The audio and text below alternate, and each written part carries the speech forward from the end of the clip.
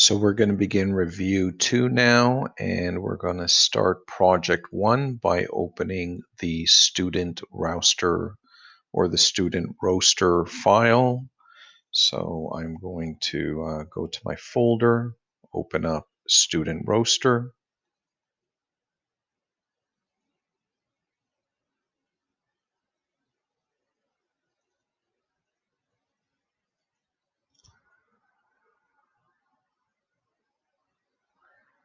And let's take a look. So there's only one sheet only.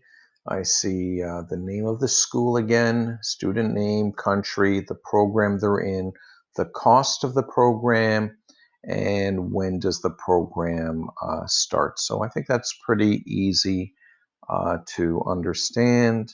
And what we're going to do here is we're going to format the cells and the ranges. So first thing we have to do is highlight A1 to E1, and then in the alignment group we want to do a merge and center. So that is A1 to E1, A1 to E1.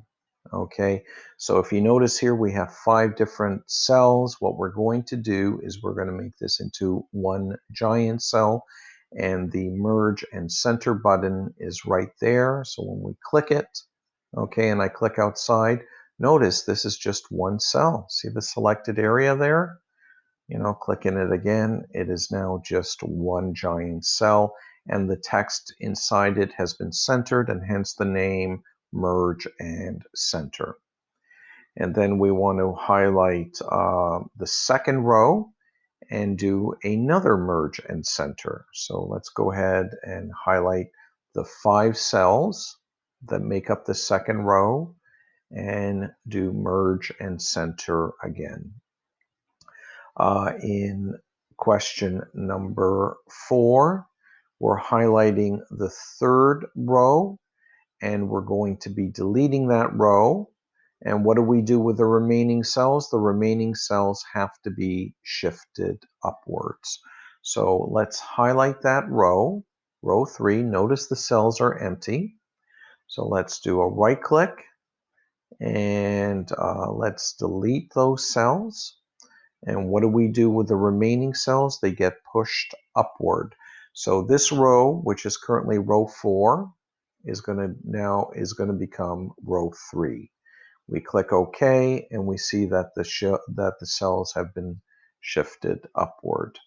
And the new row 3, we're going to select them again. Now it has text in it, and we're going to click the bold button. So here we have the cells already selected, and the bold button, we can find it right there. And now we can tell that these things are column labels or column headings. In question number 6, we're going to select 2 columns, C and D, and in the alignment group, we're going to choose a center alignment.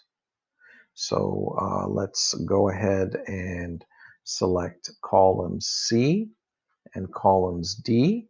Okay, the way I did that was by holding the Shift key down. So let me do that again. First I click C, I hold the Shift key down on my keyboard, and then I select D. Okay, now that's great if they are together or contiguous, but what if I wanted to do A and E only, but not the ones in the middle? Well, if I use the Shift key, that's not going to work because it selects A and E and everything in the middle. So if you just want to select 2 columns like A and E and leave out what's in the middle, you use the Control key instead. So let's try that. A, and then hold the Control key down, and E. And these are called non-contiguous cells because they're not touching. We have column A selected and column E selected, and we have not selected the cells in between. But in this particular case, it's very simple because C and D are contiguous.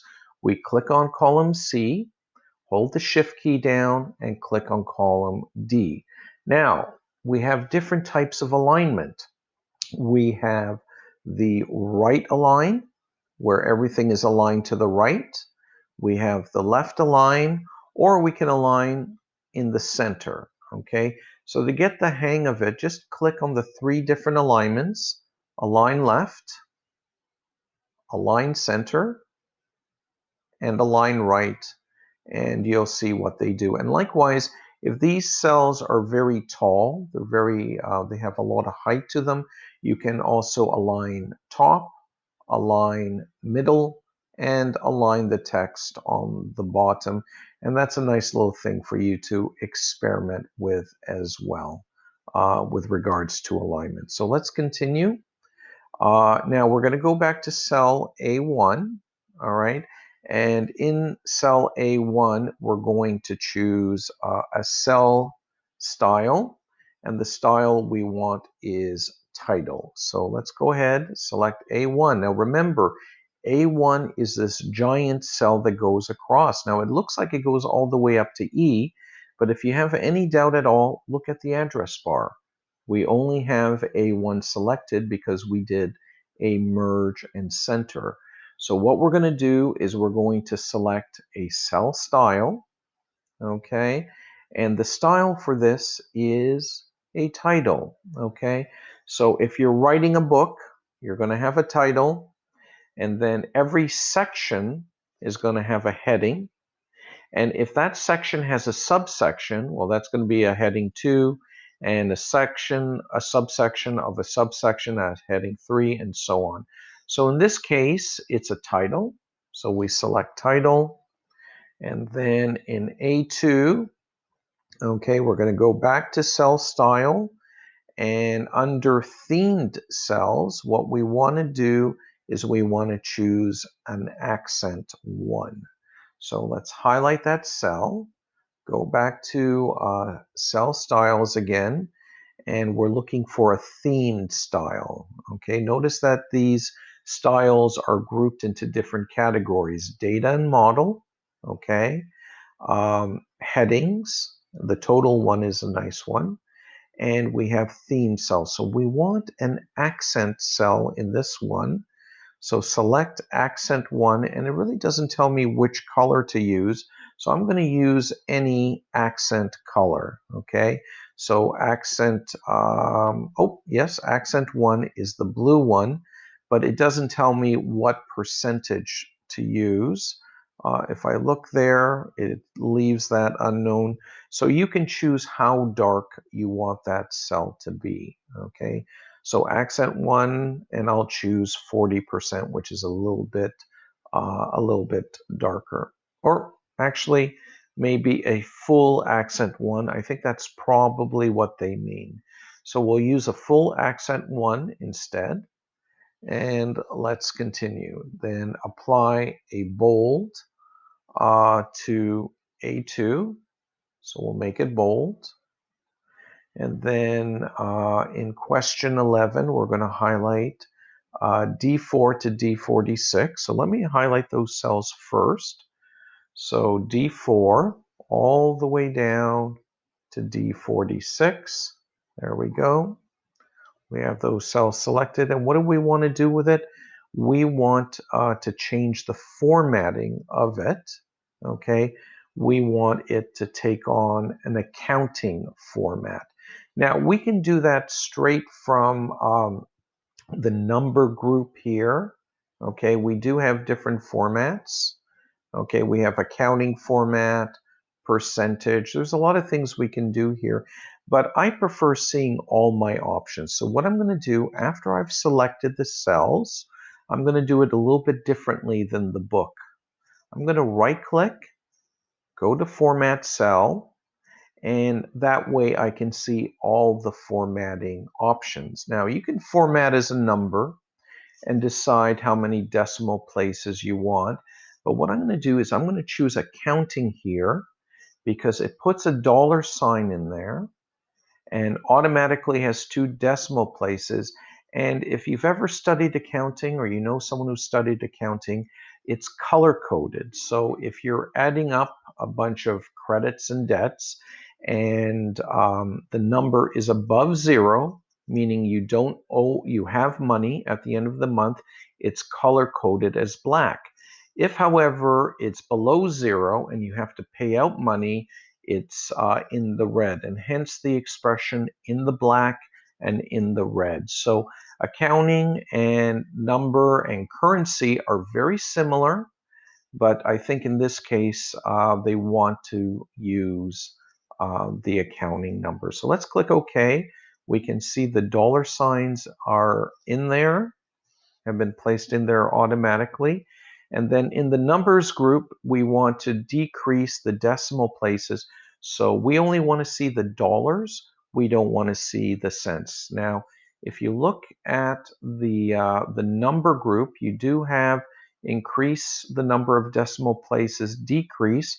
But again, I like to see all my options. So I'm going to go into the dialog box, click Format Cell, and I'm going to take away the decimal places. So instead of seeing the cents, I'm only going to see the dollars in there. So we click OK, and now we only have dollar values in there. And then in cell A4, you're going to go to the View tab, and what you're going to do is you're going to click Freeze Pane, and you're going to freeze cell A4. So let's try that. We'll click on A4. There it is. And we'll go to the View tab, and we are going to freeze the pane. So we're going to come over here, select Freeze Pane, and then we're going to freeze panes. And I think we're done. We are now ready to save this file. So let me copy the name. You can type it out. We'll go to File, Save As. We want to see the full dialog box. Of course, I can type it out here, and I can see where it's being saved, but my preference is always to see the full dialog box. So I'm going to double click on this PC. Here is the Save As dialog box. Again, don't forget to save the extension at the end, the XLS extension. Don't change that, because that will change the file type, and Windows will no longer recognize it as an Excel workbook. So let me paste in Student Roaster 1 solution.xls, and I can now save that file. And it says here, leave the workbook open for the next project. So in project 2, we will be continuing with that same